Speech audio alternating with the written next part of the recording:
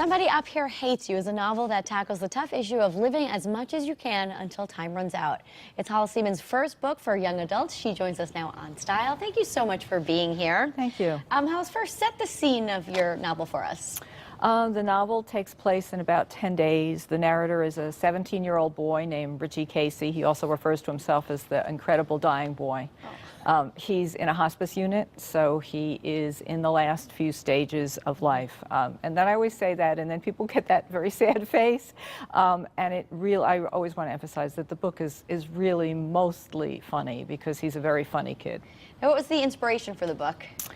My oldest son, had health problems when he was a little kid, and we spent lots and lots of time at Columbia Presbyterian, the big medical center in New York City, and in the children's hospitals. And while there, I met just some of the most incredible teenagers, and they made, obviously, a lifelong impression on me because they were funny and irreverent and kind of pains to everybody. They continued to be real teenagers. They were teenagers, and they were very sick teenagers, but that didn't stop any of the teenagerness from coming through. So they really have stuck with me. Sure, and you tackle some tough topics in the book. What was it like writing about it for you?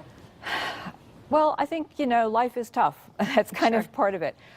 Tackling the tough topics for me was really helped by this voice of this 17-year-old kid that kind of just talked to me in my ear. And I had originally written a short story about him called Suthi Syndrome. And then I thought, well, that was published. I was kind of done with that story. But as it turns out, Richie kept talking. And I realized that he had a lot more left to do in his young life. So it was an adventure. It was just kind of following him through all kinds of things. And what has the response been from readers?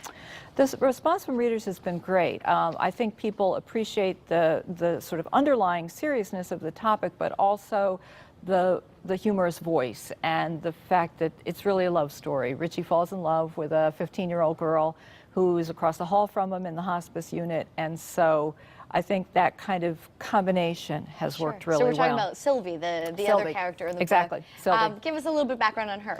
Sylvie is a girl who's obviously quite ill, but she comes from a completely different background from Richie. She's kind of a very privileged private school girl, very popular, very, she would have been one of the cool kids. Richie is not. Richie has been raised by a single mother in Hudson, New York, and he's had a rough upbringing. So these are the kind of kids who never would have met, in what they even call the real world, but they're in here. They sort of call themselves hospice, this is hard to say, hospice hostages. I see. And so in that world, they meet, they get together, they fall in love, they are trying to pack every bit of living into the time. Sure. Is there something you want readers to take away from the book?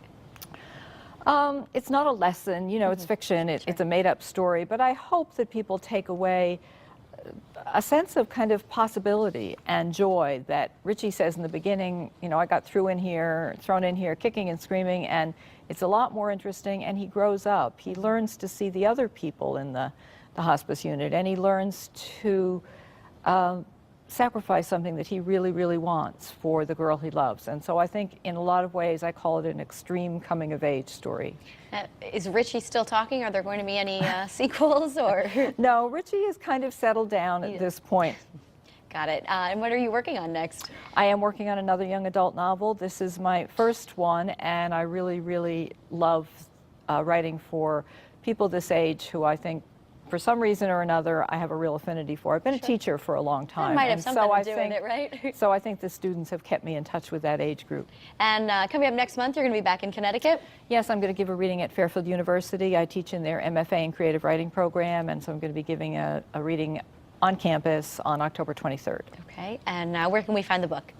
You can find the book at all bookstores, just about I hope, anywhere, and right? online. There's an electronic version, there's an audio version, and it's readily available. All right, the name again is Somebody Up There Hates You. Hollis, thank you so much for being here. Thank you. All right, up next we are going to head back in the kitchen and taste some apple pie. We'll be right back after the break.